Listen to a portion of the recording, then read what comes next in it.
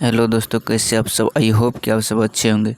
तो 10th class math में आप लोगों का बहुत बहुत स्वागत है। तो आज चलिए एक प्रश्न देखते हैं। एक्सरसाइज 8.2 का प्रश्न संख्या 2 का 1 नंबर देख लीजिए। यहाँ पर दिया हुआ है, हालांकि ऑब्जेक्टिव है 2 10 30 डिग्री, बटे में दिया हुआ है 1 + 10² 30 डिग्री दिया हुआ है। ये 10 लिखा हुआ है, ये प्लस नहीं है, नीचा वाला प्लस है। तो चलिए इसको हल करते हैं। देख लीजिए, इसका सोल्यूशन करेंगे। बस करना कुछ नहीं है, वही मन रखना है और सोल्यूशन अपने आप हो जाएगा। देख लीजिए, 2 है तो 2 रखेंगे। 10 का यहाँ बगल में लिख देते हैं। 10 का मान कितना होता है? 10 डिग्री बराबर होता है 1/√3 होता है। तो चलिए बस इसी मान को रखना है। देख लीजिए, 10 का मान होता है 1/√3। यहाँ पर लिखेंगे 1/√3। फिर देख लीजिए नीचे में 1 है तो 1 लिखेंगे, प्लस है तो प्लस लिखेंगे। 30 का मान होता है 10 का मान होता है 1/√3, यहाँ लिखेंगे 1/√3। फिर उसका स्क्वायर है तो यहाँ पर स्क्वायर कर देंगे।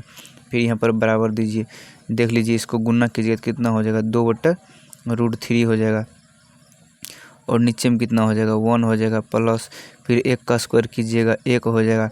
√3 का स्क्वायर कीजिएगा तो 3 हो जाएगा। क्योंकि इससे पिछले वाले वीडियो में बताए थे कि √3 अगर रूट का स्क्वायर कीजिएगा तो स्क्वायर से रूट कैंसिल हो जाता है और अंदर में जो रहता है सिर्फ वही ठो बच जाता है। जैसे √3 यहाँ पर है, इसका स्क्वायर कीजिएगा, थोड़ा प्रोसेस से देख लीजिए तो √9 होगा। फिर इसका वर्गमूल कितना होगा? 3 हो जाएगा। तो हम वही लिखे हैं। तो बस इतना समझ लीजिए, अगर कोई भी संख्या रूट में रहे या उसका स्क्वायर रहे तो स्क्वायर से रूट को काट दीजिएगा और उसके अंदर में जो रहेगा सिर्फ वही ठो बच जाएगा। बस यहाँ पर देख लीजिए। फिर यहाँ पर देख लीजिए थोड़ा सा, 2/√3 फिर इसका एलसीएम लीजिएगा। यहाँ पर नहीं कुछ तो नीचे में 1 मान लीजिए। फिर 3 और 1 का एलसीएम कितना हो जाएगा? 3 हो जाएगा। 3 और 1 का एलसीएम कितना हो जाएगा? 3 हो जाएगा। लघुत्तम यानी लघुत्तम 3 और 1 का लघुत्तम 3। फिर 1 से 3 में भाग कीजिएगा 3 को फिर 1 से गुना कीजिएगा 3, प्लस फिर 3 से 3 में भाग कीजिएगा 1 को फिर 1 से गुना कीजिएगा तो 1 हो जाएगा। बराबर देख लीजिए, 2/√3 और बटे में कितना हो जाएगा? 3 1 4, 4/3 हो जाएगा।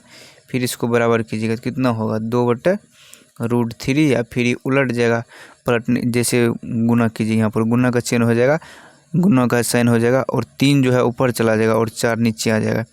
आप लोग इसको अगर पलटने के लिए नहीं कितना बच्चा को यहीं पर दिक्कत होता है पलटने के लिए, देख लीजिए यहाँ पर थोड़ा सा बता देते हैं। मान लीजिए यहाँ पर 1/2 है, 1/2 है मान लीजिए। फिर है 2/4, 2/4 है। तो इसको आप ऐसे नहीं समझिएगा, जैसे 1/2 है, 1 के बट्टे में 2 है, तो इसको आप ऐसे नहीं समझते हैं कि 2 ऊपर जाएगा कि 4 ऊपर जाएगा। तो इसको आप ऐसे लिख लीजिएगा 1/2। ये जो बट्टे है इसका मतलब होता है भागा, तो यहाँ पर भागा का चिन्ह दे दीजिए। फिर देख लीजिए 2/4 है तो यहाँ पर लिखेंगे 2/4। अब तो आप लोगों को पता ही होगा, ये वाला तो कंसेप्ट अब बच्चे में सीखे होंगे। 1/2 फिर भागा गुना में बदलिए तो कितना हो जाएगा? 4/2 हो जाएगा। तब हम वही लिखे हैं। देख लीजिए, नीचे वाला ऊपर चला गया। देख लीजिए, उसी कंसेप्ट से एक बार बता देते हैं। 2/√3 है, यहाँ पर 4/3 है। यहाँ पर देख लीजिए 2/√3 लिखेंगे, 2/√3 लिखेंगे, यहाँ पर लिखेंगे 4/3 लिखेंगे। यहाँ पर देख लीजिए 2/√3 रह जाएगा। ये जो है गुना में फिर चेंज कीजिएगा, 3 ऊपर चला जाएगा तो यहाँ पर 3 हो जाएगा, नीचे में 4 हो जाएगा। बस इसी तरह से होता है।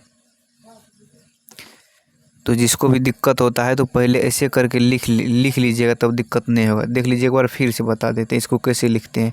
2/√3 लिखिए और फिर ई जो यहाँ पर लाइन दिया हुआ है इसका मतलब होता है भागा, यहाँ पर भागा लिख लीजिए। अब फिर देख लीजिए, ई जस का तस यानी कि जैसे है वैसे उतार दीजिए। 4/3 है, 4/3 उतार दिए। अब देख लीजिए, अब इसको तो आप लोगों को बदलने के लिए आता ही होगा। 2/√3 लिखेंगे, फिर भागा को गुना में चेंज करेंगे तो क्या हो जाएगा? ये दोनों पलट जाता है आपस में, दोनों अदला बदली हो जाता है। नीचे वाला ऊपर चला जाता है, ऊपर वाला नीचे आ जाता है। तो 3/4 हो जाएगा 4। बस वही हम लिखे हैं 3/4। देख लीजिए, यहाँ भी होगा 3/4। तो इस समझने के लिए थोड़ा सा था। अब देख लीजिए, 2 से 2 को काट दीजिए। फिर यहाँ पर देख लीजिए बराबर में कितना हो जाएगा? बराबर में हो जाएगा 3/2 रूट 3 हो जाएगा। अब देख लीजिए त्रिकोणमिति में सोचा कैसे जाता है। बहुत से स्टूडेंट को सोचने में दिक्कत होता है कि आखिर त्रिकोणमिति में कहीं पर भी कैसे कैसे फार्मूला सेट हो जाता है। बहुत सारी दिक्कत होता है स्टूडेंट को कि कुछ से कुछ फार्मूला लग जाता है, कुछ से कुछ नहीं लग जाता है। इसमें थोड़ा सा दिमाग लगाना होता है और सोचना होता है। अब देख लीजिए यहाँ पर तो कोई रास्ता है नहीं, कोई रास्ता है ही नहीं। हर परिमेयकरण भी इसका नहीं कर सकते हैं। अगर प्लस माइनस का चिन्ह रहता तब ना हर परिमेयकरण करते। तो इसको अब देख लीजिए, जैसे 3 है तो इसको थोड़ा सा सोच के लिखिए, √3 और √3 लिख दिए। यहाँ पर देख लीजिए 2 √3 हो गया। अब देख लीजिए एक रूट से एक रूट कैंसिल हो जाएगा तो कितना बच जाएगा, यहाँ पर बच जाएगा √3/2। √3/2 को हम क्या लिख सकते हैं, √3/2 किसका मान होता है, sin 60 का होता है। यहाँ पर लिखेंगे sin 60। बस यही आप लोगों का आंसर हो गया। √3/2 किसका मान होता है, sin 60 का होता है। sin 60 आंसर हो जाएगा। और यहाँ पर बहुत सारे स्टूडेंट को दिक्कत होता है। देख लीजिए इसको हम इसलिए ऐसे लिखे क्योंकि यहाँ पर देख लीजिए 3/2 √3 त्रिकोणमिति का 6 अनुपात होता है, sin cos tan cos sec sec cot। तो उसमें किसी का भी मान 3/2 √3 नहीं होता है।